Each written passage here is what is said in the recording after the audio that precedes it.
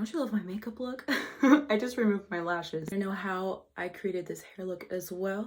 Visit my page. The thing I do is I use Clinique Take the Day, a really nice balm that removes the makeup. I had so much fun creating my hair look.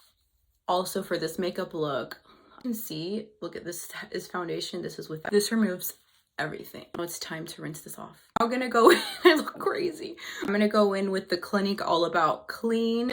Visit my page for all my tutorials. I know you're probably thinking, why is she washing her face and she still has eye makeup and lipstick? I take the Clinique Take the Day Off makeup remover for lids, lashes, and lips. I'm so serious. I look like a Joker. That was a Joker reference. Place it on a cotton pad and I wipe off the eye makeup.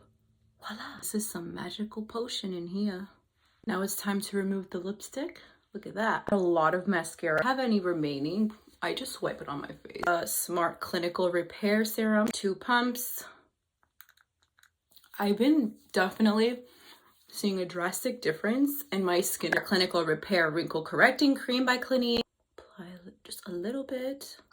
My skin appears brighter. Repair Wrinkle Correcting Eye Cream. And now it's time for the last step.